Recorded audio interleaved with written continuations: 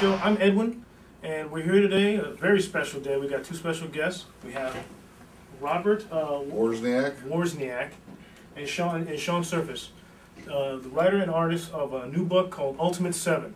A big pet project you guys working on, right? Yeah. Took about 7.5 years to write, and took this guy and some of my other buddies about 10 years to get all the pencils and inking done. But all 12 issues are in the can and finally got picked up by previews, and we're debuting issue 1 here at your place. Sweet, sweet.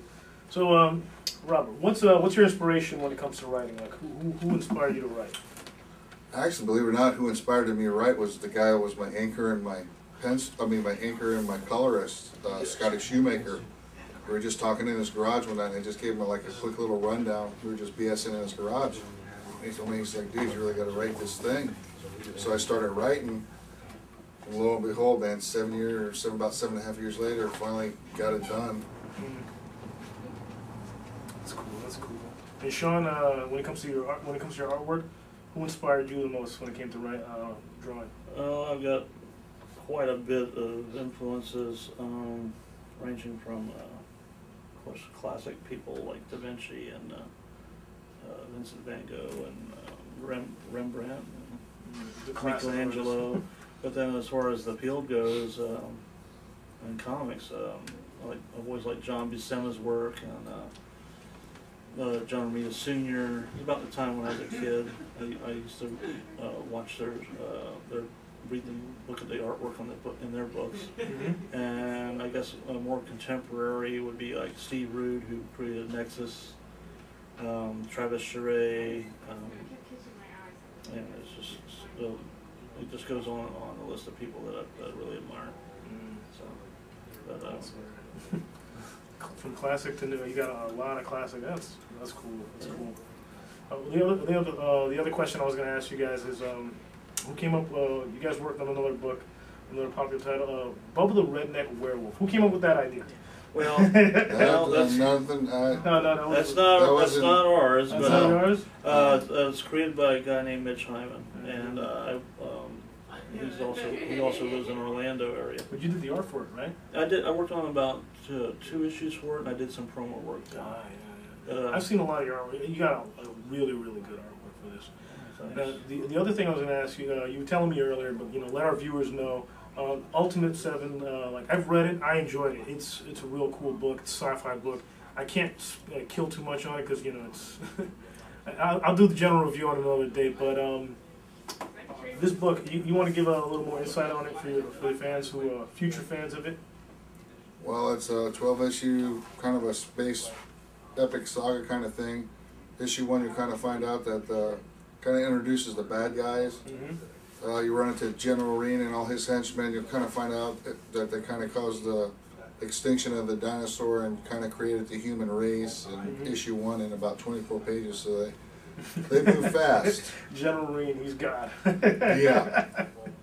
Well, actually, the Overlord's God, but General Reen's second in command. He's sub-God, you could say. Yeah, he's a demigod. He's sub-God. Hey, I got this great idea for this race. Okay.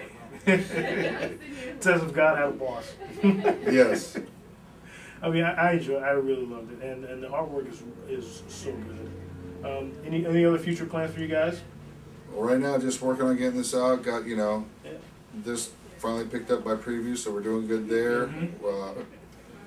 This book will be out the 24th, this coming Wednesday in the stores. Issue 2 could be pre-ordered now through previews. Covered by Scotty Young on the front and Bill Tucci on the back. Every book has 2 alternate covers, so you can get 1 book with 2 alternate covers without having to buy 2 books. I mean, that's just something I thought would be cool. I mean, I don't know what the industry will think about it, but yeah, I got to be a little bit outside of the box, kind of a thing. And it's something you don't see a lot of in books, or the comic genre is science fiction. Not a lot of science fiction out there nowadays. There isn't. As a matter of fact, I was talking to Robert about that earlier. After I read the book, I said, there's not too much, when it comes to space opera stuff. Yeah. Usually, the main companies have two books here or there, but and generally, some of that stuff is really not good. This is actually really good. Yeah, series. Like I say, it's a 12-issue maxi series. It's got entire worlds that are profiled in it, all sorts of exotic races and species, characters, and I like to compare it to Magnificent Seven or Kurosawa's Seven Samurai. Yes. Ultimate Seven is this bunch of exotic peoples that band together to fight a common evil, and it's just a great story, and you don't get bored with it. It's all sorts of characters, a lot of action. It's nonstop. Yeah, and it keeps introducing each character as, you know, they go along trying to pick up these 7, so they're traveling through time wormholes to other planets, trying to acquire these 7 different warriors to stop this giant rogue meteor that's going throughout the universe, raping planets or decimating them for their own dark purposes. So they're trying to get these 7 warriors together, these 7 ultimate warriors together to put a stop to this atrocity throughout the universe. Yeah, and these bad guys have been around for a long time. Yeah. Oh, yeah, I see that. Well, yeah, if you check out the first issue, it's called Playing God.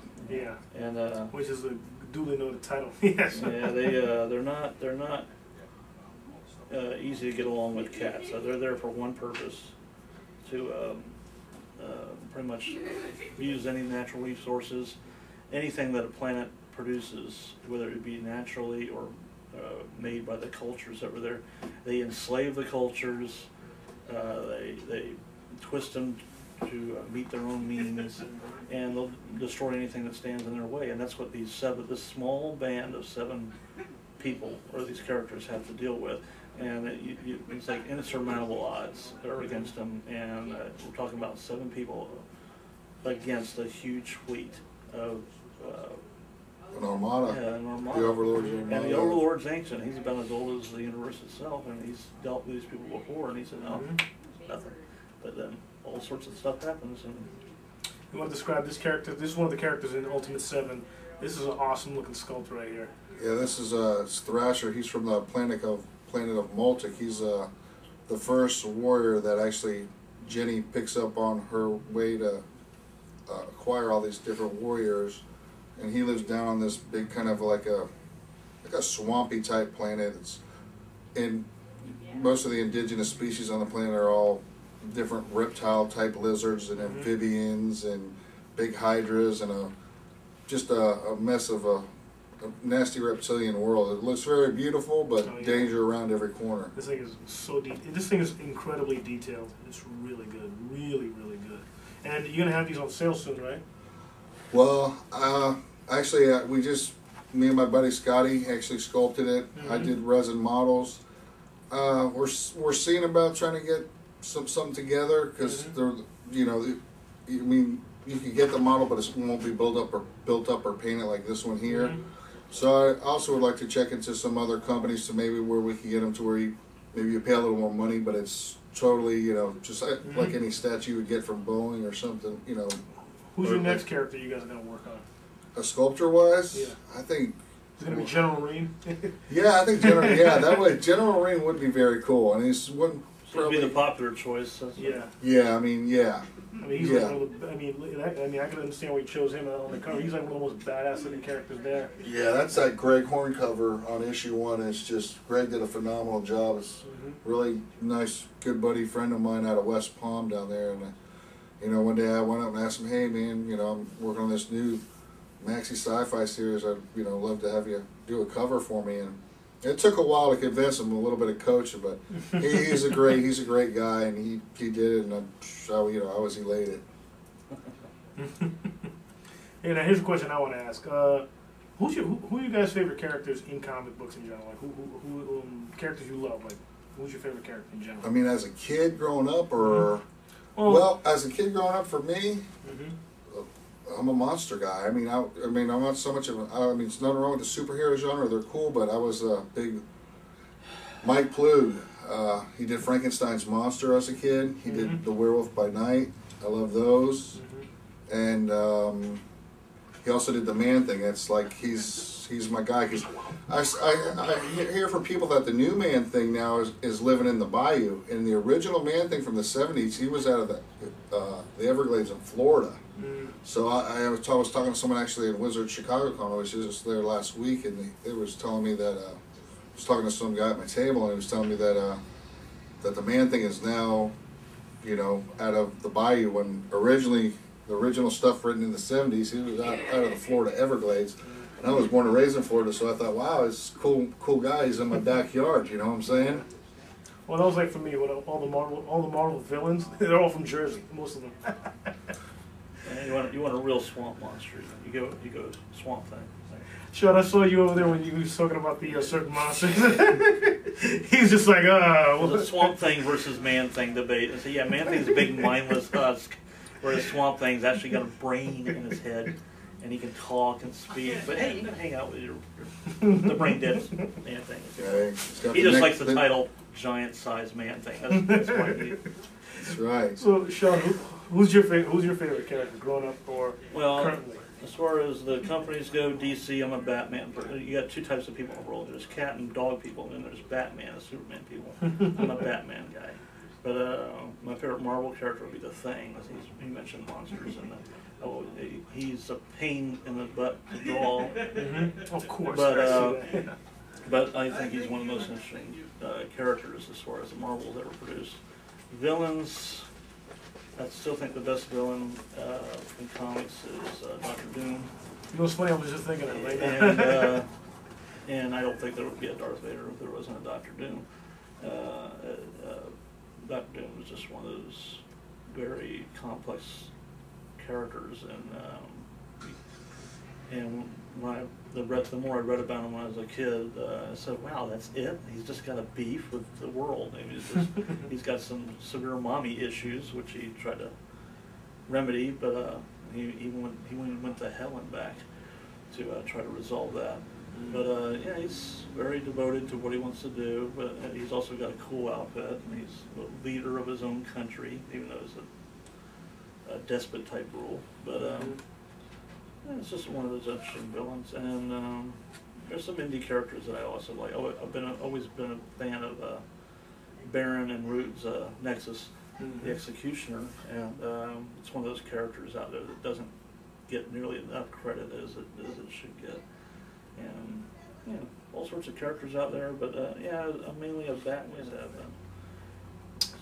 My next question is, probably leading up to the end. What are you guys' future project after Ultimate? When Ultimate 7 is done, what do you guys plan to work on? Like, do you have any other projects that are on the way? Well, when the Maxi series finished, I'd like to do probably write a 0 for the Ultimate 7 to kind of let you know where the bad guys where they came in and where they're from and what their origin is and what they're about. A dossier, you can say. Yeah. Okay. And meanwhile, I've got several projects I'm working on trying to develop, and I got everybody has at least one story in their head. I got like 6 or 7 of them right now, and I'm working on them. I got my main character right now is Kudu Man. That's a book where he's pretty much a guy in an outfit, but he's protecting the natural world, and he dresses up like an antelope. A kudu is the second largest antelope in the world, and I always dug the name of an animal. Yeah, kudu. It's kudu. Kudu Man. But it was originally started off as a parody thing, like kind of like the Tick, but then conservation is kind of serious. The world's going to pot, and this guy is going to take it upon himself to try to put an end. So he's more like an eco warrior, but he's just very unique looking. And hopefully, Kudu Man.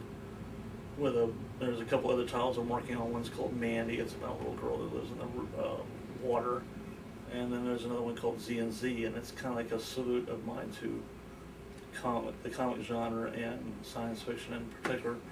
And that is kind of like a parody. So what if your favorite comic book character came to life in front of you? And the thing is, this little boy's favorite character just happens to be a 7-foot-tall Amazon woman from another planet. So there's some adolescent issues going on there.